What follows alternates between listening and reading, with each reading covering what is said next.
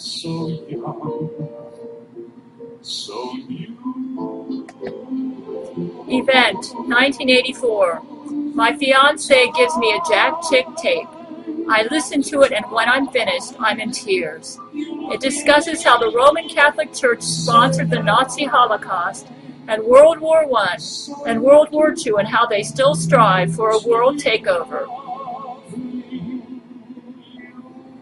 Event, 1985. I married my fiancé Stuart Pullman as a virgin because of religious conviction. Marriage is good the first year with minor problems. Event, 1986. Husband seems to change, to be a cold, uncaring lover. But he bugs me to get pregnant. I relent and become pregnant on the first try with horrible morning sickness. Event, 1987. My wonderful son is born, but I suffer sleep problems after childbirth. Past years will show you've kept my love. Event, 1988. Eventually, I go to a psychiatrist to solve sleep problems. He misdiagnoses me with manic depression, but the tranquilizer Dalmane helps me sleep temporarily, so I submit to the doctors. Event, 1989. Feel lost and lonely in my marriage. Begin to search to find my true self. After watching Star Trek The Next Generation episode Pen Pals, I become mesmerized with Brent Spiner, who seems the opposite to my cold, uncaring husband. For the first time in my life, I write a fan letter to a Hollywood star, feeling this is a safe way for me to work out my fantasy of having a caring and understanding husband. Knowing for sure the actor would never read my letters or take me seriously as a lover. But still a devout Christian, my letters with Brent remain purely friendship. And to ensure this, just in case the actor is reading my mail, I tell him about my diagnosis of manic depression. Event, 1990. My son accidentally ingests some of my lithium. The psychiatrist weans me off the psychiatric meds, and my sleep problems caused by a medical and not psychiatric problem are still not resolved. The state of Florida harasses me over this accident. A Star Trek The Next Generation episode called The Drumhead airs. I know Brent is rooting for me. I've developed spasmodic dysphonia from the psych meds, nerves going to the vocal cords vibrate, and now I've lost my gorgeous singing voice. Brent Spiner writes me a personal letter that he mailed from an Atlanta postmark. I'm floored. He says he enjoys and appreciates hearing my thoughts. I stay up all night to compose a cassette tape for him of me singing and playing on piano Christian hymns. I sing with fire and passion to honor him, a busy celebrity, for taking time to write me. A month after this, Brent begins his first music album, Old Yellow Eyes Is Back. Event, 1991. I've moved to Seattle from Florida. Brent Spiner calls me on the phone and says he wants to rape me. I think it's some weirdo from Paramount and hang up on him. My friend Melody Rondeau mails me Brent's music album just released, Old Yellow Eyes Is Back. I recognize the mystery rapist on my phone as Brent Spiner. I write him and tell him I figured out he was my mystery caller. He deluges my phone with rings and asks if he can come over. I reluctantly turn him down for sex and tell him we can only be passionate pen friends. I cry into my pillow every night that I have to turn him down, but I'm scared God will kill me. I'm married and still deeply rooted into my Christian mindset, not over all the Bible college and missionary training I received in my 20s.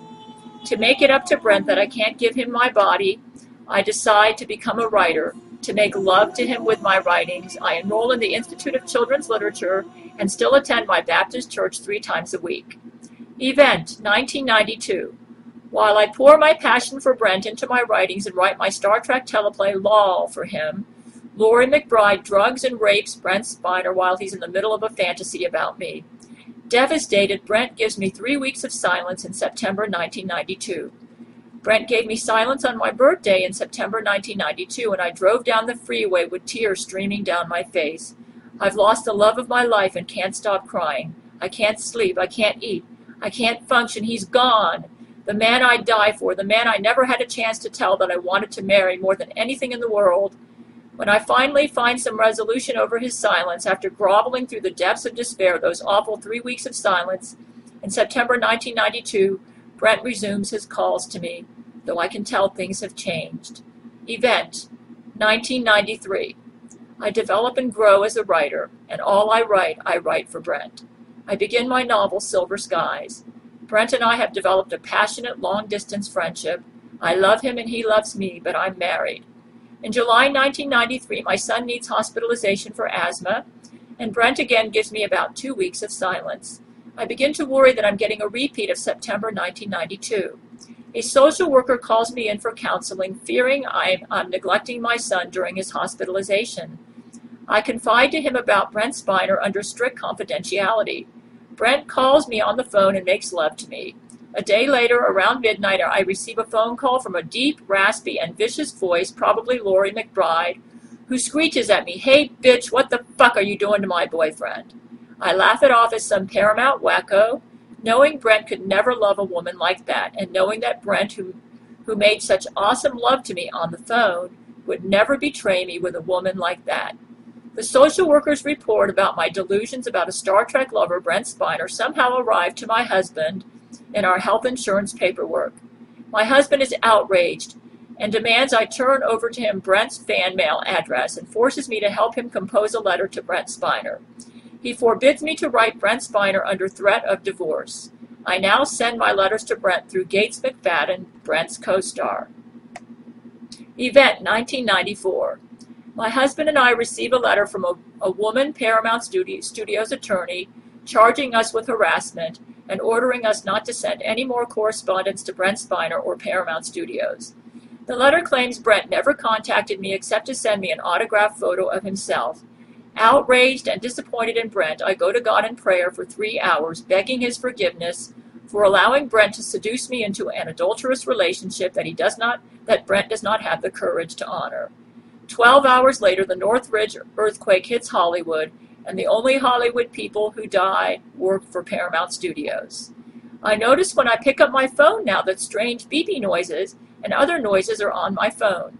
I figure out that Brent has obtained a wiretap on my phone so that he can continue his communications with me. Our long-distance friendship continues. I never write Brent a letter anymore until 2011. It's all on the phone now. Event, June 1996. By God's providence, my husband is stationed at Brent's hometown, Houston, Texas. I'm busy working on my novel, Silver Skies, and as I do my daily routine and read the Houston Chronicle, I read in the paper from Brent's mother's society section that Brent has sponsored a lavish birthday party for his girlfriend, Loree McBride. I scream at Brent on the phone for the first time in our relationship and demand an explanation. I cry for a month and demand that Brent explain to me why he's had Loree McBride and me at the same time, and ask him why he needs her when I love him so much and have poured all my passion for him into my writings. But all I get on my wiretap phone are beeps and weird noises. Brent has stopped talking to me on the phone after 1994. My husband gets the internet in August 1996. I scour all the websites about Brent and Loree and become disgusted with Brent. I begin to watch movies to comfort myself. I notice Franco Nero in Camelot and begin to dream about him as my lover to replace Brent. Brent contacts Franco Nero, and Franco is added onto my phone's wiretap. Franco advertises his email online, but I don't contact him. By September 1996, all my romantic feelings for Brent have died, and he only gets friendship from me now. Franco has replaced him as my long-distance lover. In December 1996, as Brent and Loree travel to Europe to promote Star Trek First Contact, Loree tries to seduce Franco at his London home. Franco exposes her to Brent. Brent is devastated, and in the Germany photos of Brent and Loree together online, he stares at her like she's a viper. Despite this, I still retain Franco as my lover and don't understand why Brent keeps Loree as his girlfriend, even after she tried to seduce Franco Nero. I conclude Brent has a mental illness that makes it impossible for him to have a healthy relationship with a woman, and though I can tell my rejection of him as a lover has devastated him, I don't feel he deserves my romantic feelings. Franco still reigns in my fantasies. My real husband is often out to sea, and I tell him nothing about all this.